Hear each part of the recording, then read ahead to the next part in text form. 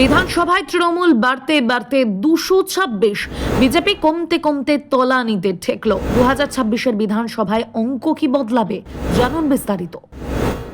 উঠন্তি মূল পত্তনে চেনা যায়, এই প্রবাদ আমরা সকলেই জানি, অর্থাৎ ভবিষ্যতের আভাস শুরুতেই মেলে।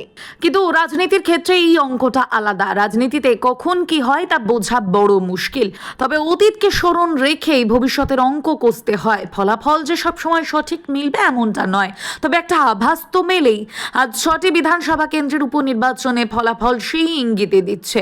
2026-এর বিধানসভা নির্বাচন কোন খাতে বইতে চলেছে সেই হিসেবে এখন থেকে মেলানো শক্ত। তবে ভবিষ্যতের একটা ছোট্ট আভাস পাওয়া গেল উপনির্বাচনের ফলাফলেই।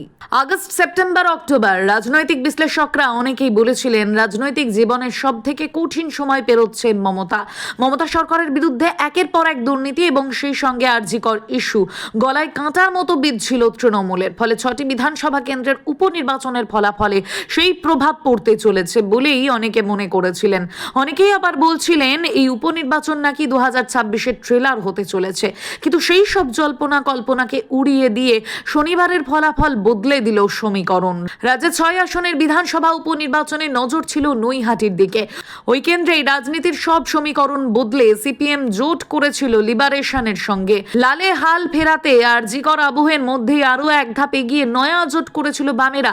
তাতেও যে কোনো লাভ হলো না শনিবারের সকাল তার প্রমাণ। এদিকে মাদারিহাট গেরুয়া শিবিরের ঘাঁটি, সেই ঘাঁটিও অনায়াসেই টপকে গেল তৃণমূল।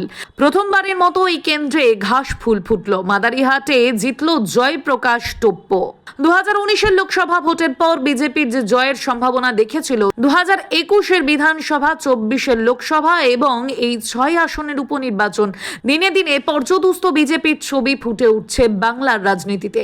শহর ছাড়িয়ে গ্রামাঞ্চলেও যে পদ্ম শিবিরের ঘাঁটি শক্ত হয়নি, এমনকি আলগা হয়েছে উত্তরবঙ্গে, এই উপনির্বাচন তার প্রমাণ। বিজেপির রাজ্য সভাপতি সুকান্ত মজুমদারের দাবি 2026-এর রাজ্য সরকার গড়বে বিজেপি। কিন্তু আদেও কি পারবে? উপনির্বাচনের ফলের পর এই প্রশ্ন আরো প্রকট হয়েছে। আজকের ফলাফলের পর জয়ী ও দল বদলু মিলে তৃণমূলের বিধায়ক সংখ্যা এখন 226। এর মধ্যে 221 জন নবনির্বাচিত আর 5 জন দল বদলু, যার মধ্যে রয়েছে মুকুল রায়, তন্ময় ঘোষ, হারাকালি পাতিহার, সুমন কাঞ্জিলাল, বাইরন বিশ্বাস। ওদিকে বিজেপির বিধায়ক সংখ্যা কমতে কমতে নেমে দাঁড়িয়েছে 66-তে, আর আইএসএফ ও নির্দল মাত্র 1 জন করে, যথাক্রমে নওসাদ সিদ্দিকী ও রুদেন সাদা লেপচা।